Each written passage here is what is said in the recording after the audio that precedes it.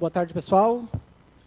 Primeiramente, gostaria de agradecer aí o convite. Na verdade, quem se convidou fui eu, né? Mas o aceite do meu próprio convite para trazer um tema que tem sido um grande foco da minha atenção aí nos últimos anos, que é o Web3, casando, claro, com a trilha, que é a trilha de JavaScript e Node.js.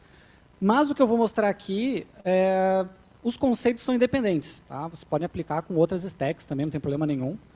Mas onde está bombando mesmo hoje essa parte é principalmente no mundo JS com Web3. Onde é que troca aqui? Acho que não está... Ah, tem ponta para lá? Aí. Então, muito rapidamente, tá? Para quem não me conhece, sou o Luiz. Na internet eu tenho o apelido de Luiz Tools, por N razões que não vem ao caso agora. Desde 2006, trabalhando aí como dev, tive a oportunidade de trabalhar em diversos tipos de aplicações, em diversas empresas diferentes, e de 2017 para cá eu trabalhei muito com o setor bancário e financeiro. Tive a oportunidade de trabalhar em 2 bancos, em fintech. E em 2020, no auge da pandemia, teve um boom enorme por um serviço que eu já fazia em paralelo, que era consultoria e treinamentos, e daí desde então eu estou empreendendo nesse mercado. Esse link aqui de baixo vocês encontram todas as minhas redes sociais, about.me/luistools, mas procurar pelo Luiz Tools em todas elas vocês acham também, caso tenham qualquer dúvida que a gente não consiga sanar aqui. Tá? Bastante conteúdo, como o colega comentou antes, né? Publicado aí, mais de 300 vídeos, 500 artigos, mais de 10 livros publicados, enfim, gosto bastante de compartilhar conhecimento.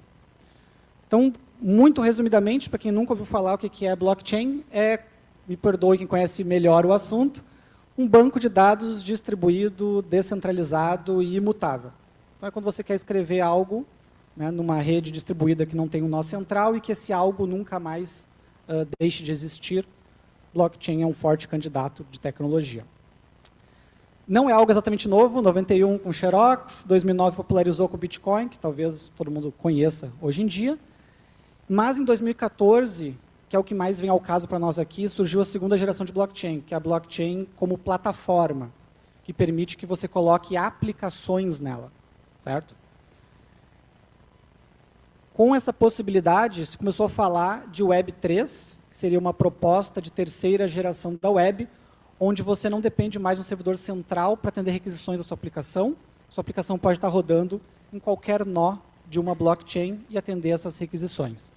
É um termo aí difícil de rastrear quando ele surgiu, mas ficou popular em 2014, o Gavin Wood, que falava muito disso, um dos fundadores da Ethereum, fundador da Polkadot, e um cara aí sensacional. E ela vem para bater de frente, principalmente com as Big Techs, devolver a propriedade das aplicações, a propriedade dos dados a quem constrói a web. Porque hoje, se você, sei lá, todo mundo tem rede social aqui, você publica uma foto na rede social, ela deixa de ser sua. Né? O dono da rede social, ele decide para quem mostra, para quem não mostra, se ele vai monetizar, se não vai. E a Web3 vem para bater de frente com esse, devolver para a gente os nossos próprios dados e aplicações. Por que eu estou falando de blockchain aqui numa trilha de Node? Tá? E essa introdução aqui só foi para ajudar quem nunca ouviu falar a respeito. A gente já está sentindo no mercado nacional a escassez de profissionais que consigam desenvolver para blockchain ou que pelo menos consigam se integrar com ela.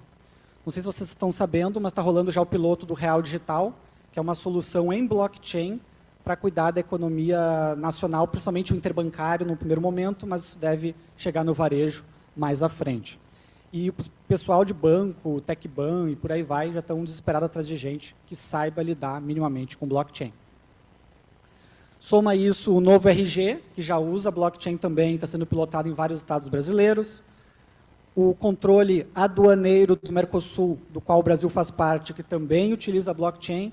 Então, principalmente o governo já está investindo forte nesse segmento e com isso acaba empurrando todo mundo que de alguma forma é conectado ao sistema financeiro nacional ou a serviços públicos. Então, a demanda deve só aumentar ainda mais.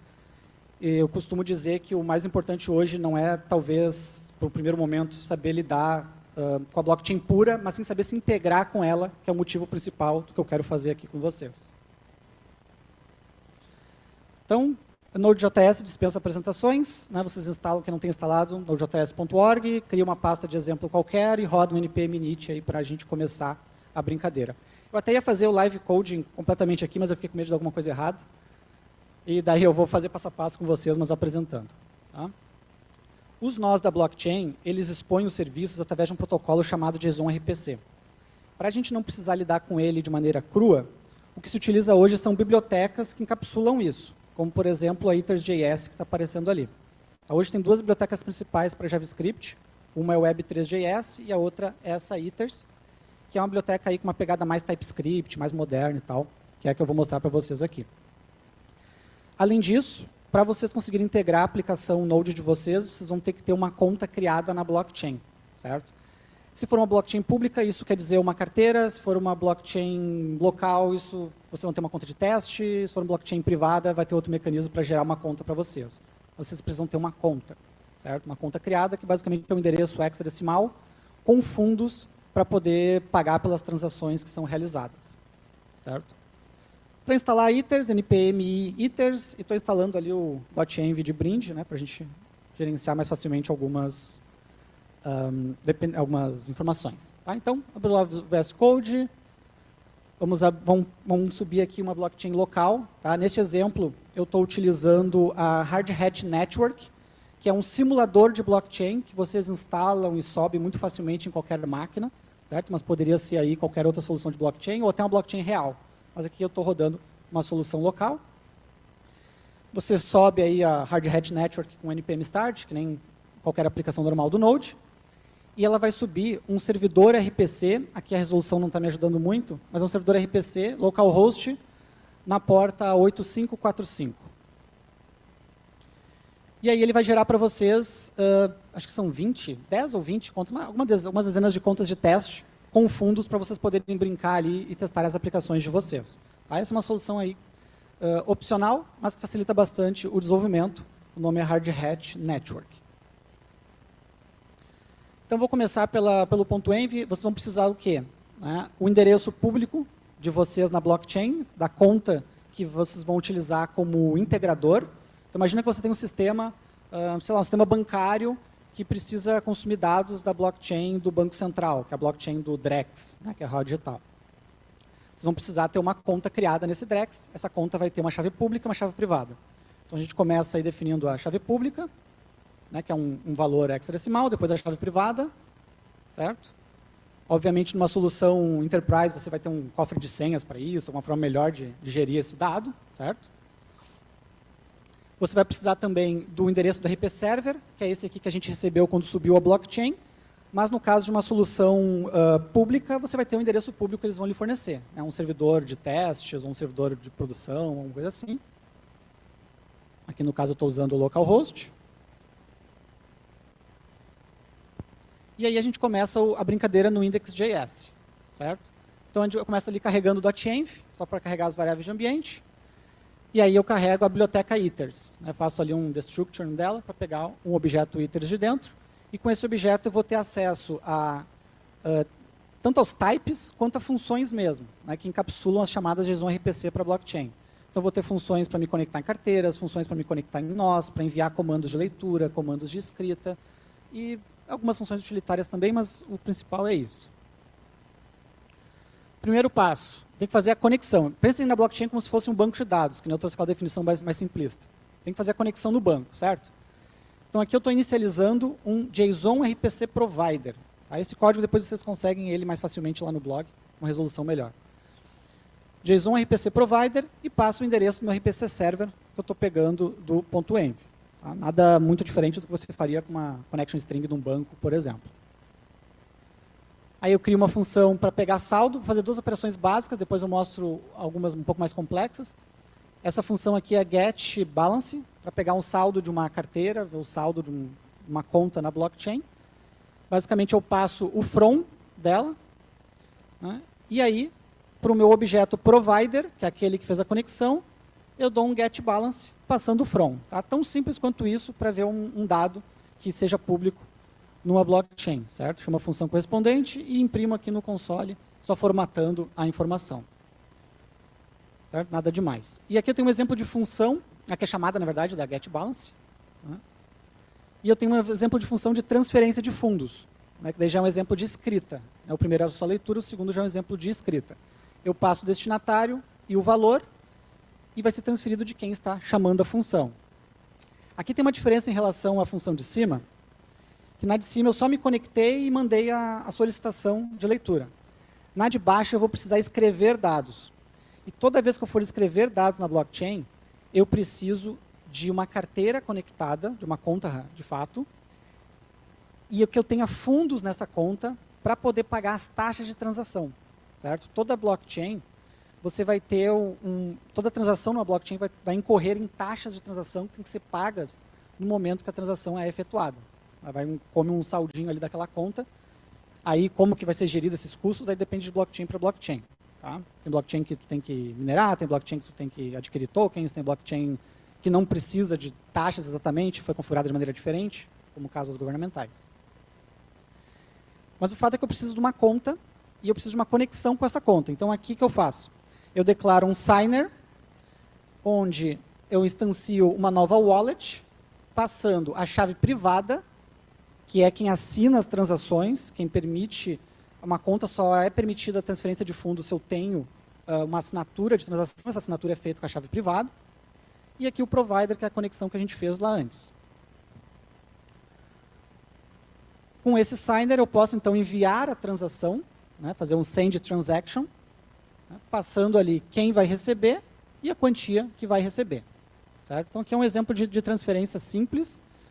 Estou aguardando a requisição, as transações na blockchain, elas levam algum tempo para serem registradas de fato. Então, se você quer ter certeza de que foi aceita, registrada, etc., você pode colocar para aguardar. Um console log só para ver o hash da transação. Né? E aqui um exemplo de chamada. Feito? Então, se a gente olhar no console, que eu salvei, né? Se a gente olhar no console, o que eu vou ter aqui? Né, que eu tenho a Hard Hat Network. Aí eu abro uma outra janelinha de console. Né, roda ali um Node Index, só para executar o nosso código. E o que mostra aqui? O primeiro teste, né, a primeira linha, é a consulta de saldo. 10 mil de saldo naquela conta. E a segunda linha é o hash do recibo de transação. Isso indica que a minha transação ela foi aceita, foi registrada na blockchain, eu recebi um hash confirmando, funciona como recibo, né? Se eu pegar esse valor e for lá na blockchain consultar, eu consigo ver quando que a transação foi efetuada, quem efetuou, o fundo saiu da onde, foi para onde, etc. Porque via de regra a blockchain funciona como um livro razão, um livro contábil, então você consegue pegar todo o histórico. E uma vez registrado, como a blockchain é imutável, você não consegue mais alterar esse dado, esse registro, etc. O que você consegue, claro, é ficar transferindo os fundos de um lado para o outro, né? Mas o histórico todo ele é mantido eternamente. Aqui, se eu rodar de novo, né, o que eu rodei na hora que eu estava testando, o saldo diminuiu, né, porque na primeira vez eu não tinha feito transferência nenhuma, na segunda vez que eu fui fazer outra transferência, o saldo já era menor, vai estar 9,9 alguma coisa ali. Né, eu mandei transferir 10, se não me engano, mais as taxas, dá essa diferença aí. E o Hard Hat Network, que é a blockchain de testes que eu estou utilizando ali, nesse exemplo, ela também me traz alguns logs interessantes para eu acompanhar se está funcionando. Então aqui vai estar ruim de ver, porque é um monte de letrinhas pequenas, mas a gente tem o hash da transação que foi efetuada, o from, quem fez a transação, o to, para quem. Né? Na verdade, esse aqui é o do balance primeiro, né? Então é o hash da chamada, o from, o to, valor, e é isso. Não, na verdade, já é a transação, desculpem, perdão. Porque a primeira começou a sua leitura, ela está nesses logs aqui em verde. Né? Tem um get balance aqui, esse aqui, o ETH underline get balance. E aquele já é o recibo da transação, da primeira transação, e depois a gente tem o recibo da segunda transação na sequência ali que aconteceu. Então, aquele simulador de blockchain ele vai monitorando para a gente tudo o que está sendo chamado, o que está acontecendo. A gente consegue também se conectar nele via console, mandar comandos, fazer consultas. É bem interessante, vale a pena dar uma olhada. E indo para um cenário um pouquinho mais próximo da realidade, aquele cenário ali é consulta de saldo e transferência de fundos.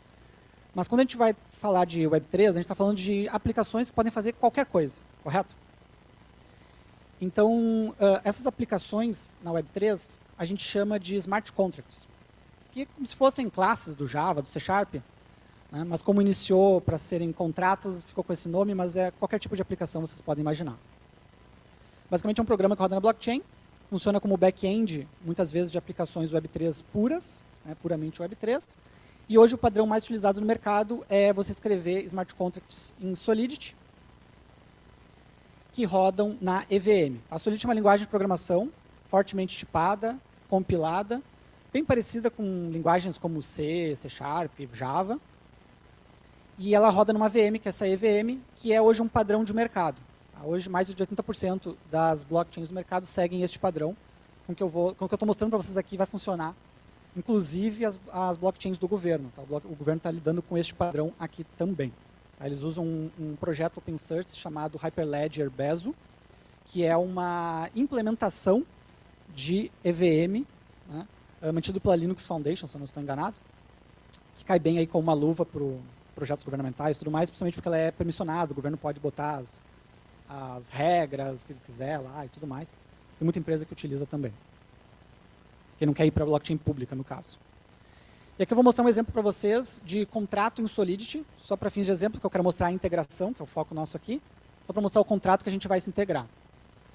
Esse aqui é um contrato de exemplo, né, contract example, usando a versão 0820 do Solidity, que é uma das mais recentes, e é como se fosse um contrato de Olá Mundo. Aí eu tenho uma variável mensagem, escrito Olá Mundo, tenho um construtor que não faz nada, e eu tenho duas funções, uma de leitura e uma de escrita. O que eu vou mostrar para vocês aqui, vocês vão utilizar em qualquer função de leitura ou qualquer função de escrita. O que vai mudar é nome de função, parâmetro, mas por isso que eu trouxe esses dois exemplos aqui. Na função de leitura, eu só devolvo o valor da mensagem, e na função de escrita, eu troco a mensagem. Basicamente é isso que faz esse contrato, porque não é ele o nosso foco, a gente vai se integrar com ele. Então imagina que eu peguei esse contrato, eu compilei, eu fiz deploy na blockchain, eu faço deploy num nó e depois aquele nó espalha para os demais, porque todos os nós têm a mesma verdade, né, o mesmo conteúdo. E eu fiz esse deploy na minha blockchain local, né, para testar esse contrato localmente. Então imaginem esse o cenário agora. Aquelas outras funções que a gente chamou antes, elas eram nativas da blockchain. Não precisa ter deploy, não precisa ter nada, é nativo. Aqui já é um contrato que eu fiz, uma aplicação minha. Então o que eu tenho aqui de integração? O que muda? Primeiro ponto.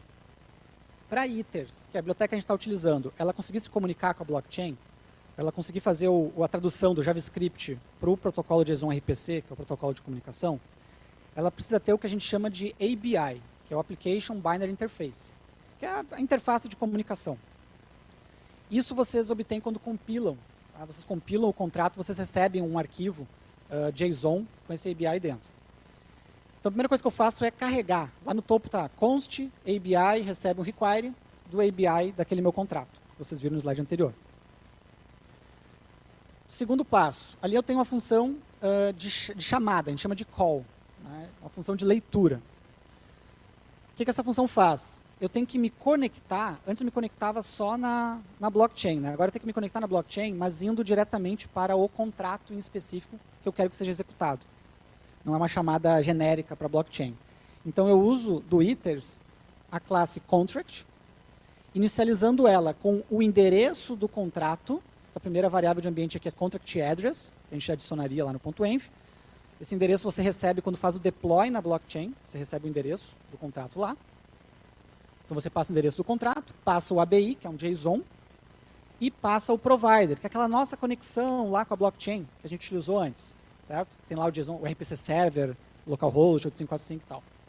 Então eu passo as três informações e aí aquele objeto contract, ele se torna a minha ponte de comunicação da minha aplicação local com o contrato na blockchain, com aquela aplicação específica na blockchain. E aí o Ethers é bem bacana nesse sentido, que ele consegue inferir, né, porque ele tem o ABI, ele consegue inferir quais são as funções que você tem, e aí você consegue já usar o autocomplete do VS Code aqui. Ali eu estou chamando getMessage, que é uma função do nosso contrato, que a gente fez deploy, que era o contrato que eu mostrei antes para vocês.